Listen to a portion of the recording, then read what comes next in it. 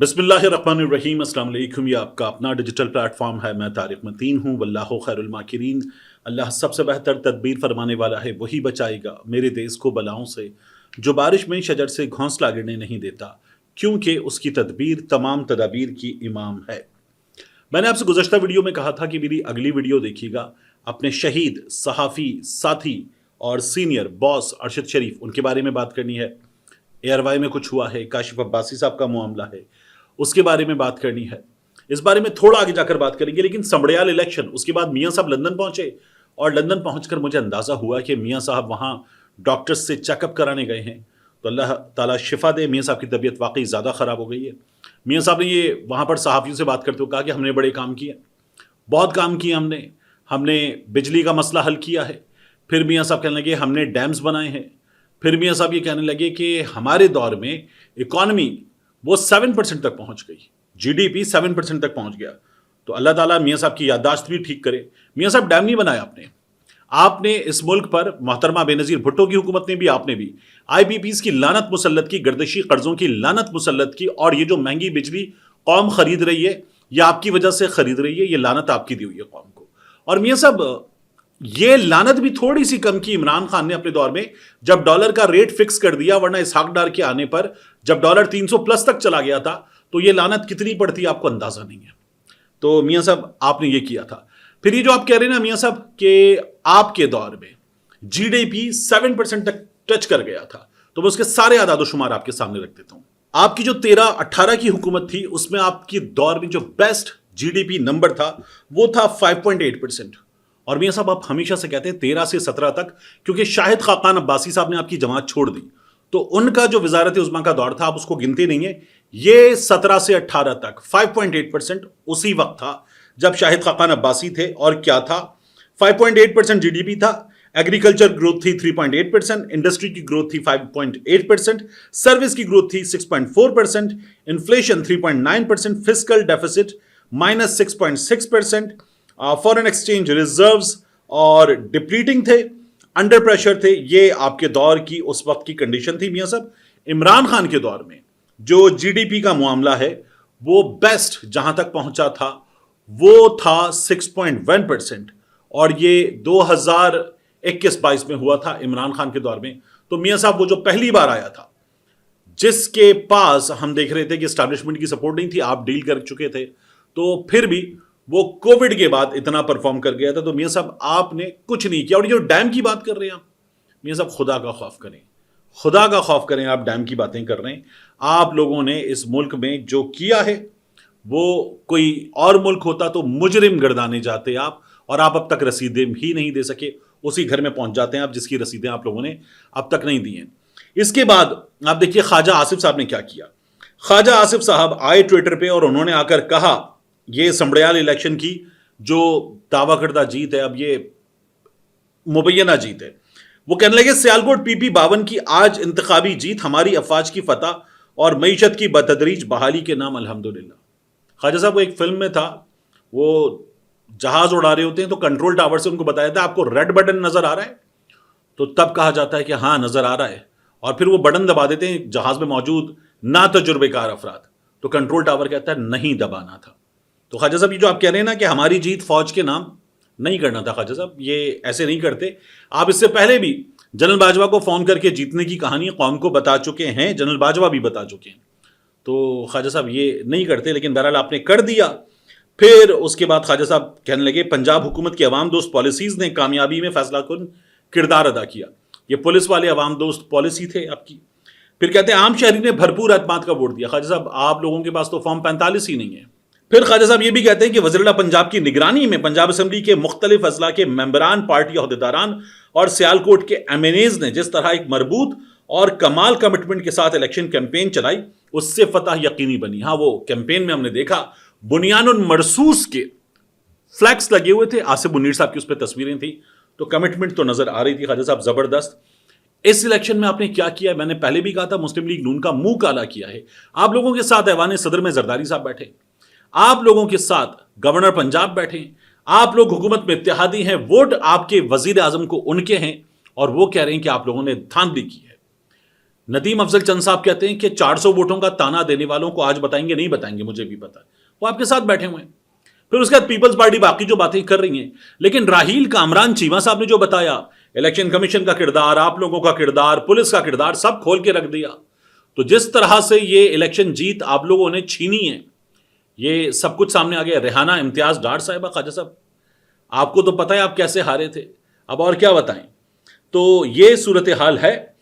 Doctor Yunus but صاحب نے میاں نواز شریف صاحب کی جو میں کہتا نا آپ کو باتیں، اس کے بارے میں کچھ لکھا ہے، وہ میں آخر تک دیکھیے گا ویڈیو کو، آخر میں بتاؤں گا۔ اب بات اس ویڈیو کے تھمبنیل پہ جو لکھا ہوا ہے اس کی، اے آر وائی نیوز کے اندر کی بڑی خبر دیکھیے۔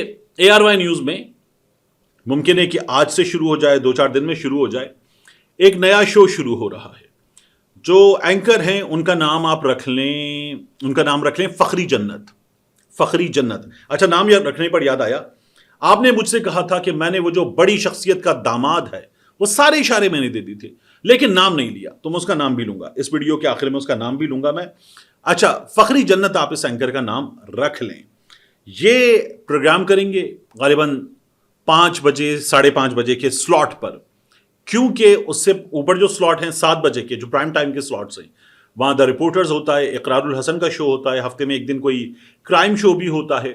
پھر اس کے بعد 8 بجے آپ کو معلوم ہے کاشف عباسی صاحب کا شو ہے، کوئی اور کر رہا ہے، اشفاق صاحب ستی کر رہے ہیں لیکن ان کا شو ہے۔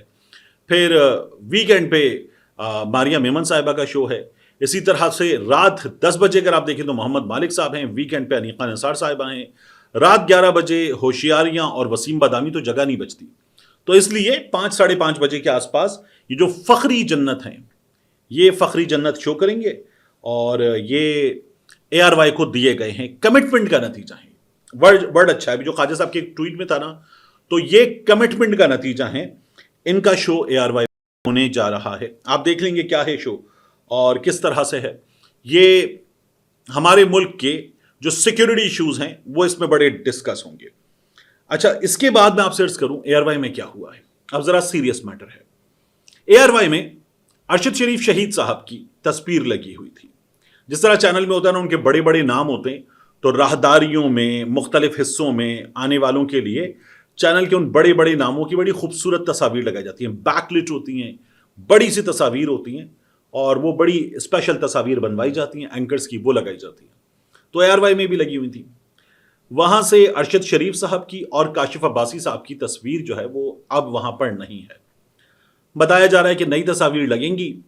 ممکن ہے، میں آپ سے عرض کر رہا ہوں، ممکن ہے کہ کاشف عباسی صاحب کی تصویر دوبارہ آ جائے، ممکن ہے نہ بھی آئے۔ یہ اے آر وائی کے اندر کے سورسز بتا رہے ہیں۔ تو ہیں دوست میرے، بہت سے دوست ہیں اے آر وائی میں، کراچی میں بھی ہیں، اتھر نے بھی وہاں پر کام کیا تھا، میرے شہید بھائی نے۔ پھر اس کے علاوہ فیلڈ کے بہت دوست ہیں، میں نے 20-22 سال اس فیلڈ میں لگائے ہیں، تو وہاں سے وہ تصویریں ہٹا دی گئی ہیں۔ کاشف عباسی صاحب کے بارے میں تھوڑا سا آگے جا کر بات کرتا ہوں، لیکن ارشد شریف شہید صاحب کے حوالے سے آپ کو بتاؤں، اے آر وائی نے کہا تھا ان کا شو، ہم جو شو کا سیٹ تھا وہ سنبھال کے رکھیں گے، ایک یاد کے طور پہ ان کا شو رکھیں گے ہم، وہ سیٹ بھی ہٹا دیا گیا۔ پھر اے آر وائی نے یہ بھی کیا، اور یہ میں لبرٹی لے کے کہہ ہی دیتا ہوں، کہ ہماری اسٹیبلشمنٹ کی 2 شخصیات آ کر پریس کانفرنس کرنے بیٹھی تھیں، جنرل ندیم انجم اور جنرل بابر۔ تب یہ کہا گیا تھا کہ اسٹیبلشمنٹ پہ یہ الزام غلط ہے، ارشد شریف کو مارنے کا الزام اسٹیبلشمنٹ پہ غلط ہے۔ تو اب ایک اور چیز آپ کو یہاں بتانی ہے دوبارہ، میں نے پہلے بھی بتائی تھی آپ کو، ارشد شریف شہید صاحب پر اے آر وائی نے ایک ڈاکیومنٹری بنائی تھی۔ اس میں ارشد شریف شہید صاحب کے دوست تھے، محمد مالک صاحب تھے، عامر متین صاحب تھے، شاہد کلاسہ صاحب بھی تھے، ماریا میمن صاحبہ، ان کے کولیگز وغیرہ، مختلف اینکرز وغیرہ، ارشد صاحب کے قریبی دوست، ٹیم کے ممبرز وغیرہ، یہ لوگ اس میں تھے۔ وہ ڈاکیومنٹری جس روز چلنی تھی اس روز وہ ڈاکیومنٹری روک دی گئی، اور وہ ڈاکیومنٹری رکوائی گئی تھی۔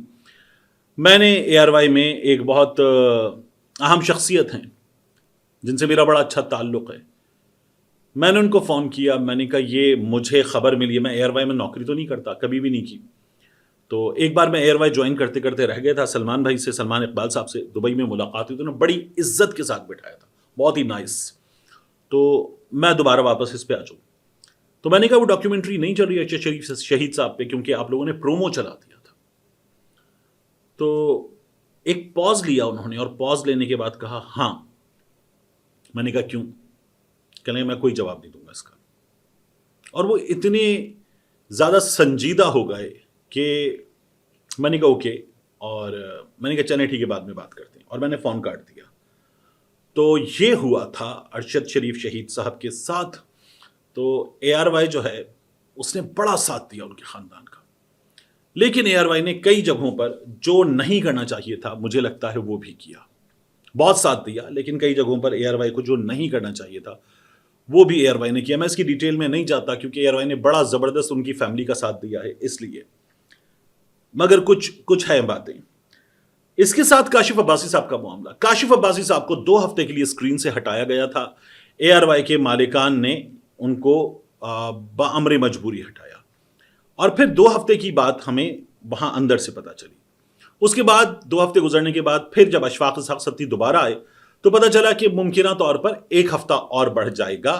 کاشف عباسی صاحب اس کے بعد آ جائیں گے. نہیں آئے, اور یہ کھنچے چلا جا رہا ہے. کاشف عباسی صاحب ہفتے 10 دن میں آفس جاتے ہیں. کئی بار سائیکل پر آفس جاتے ہیں, وہ سائیکلنگ کرتے ہیں. کئی بار وہ اپنی گاڑی میں جیسے جاتے ہیں ویسے جاتے ہیں.